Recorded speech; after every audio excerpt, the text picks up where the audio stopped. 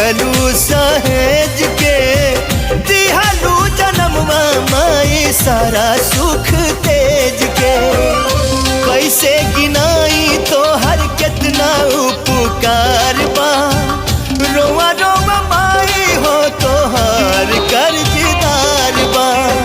करी के जीवतिया मिरिया बढ़ाई गो माई बिना, कैसे करे जावा जुड़ाई भाई गो माई बिना, कैसे करे जावा।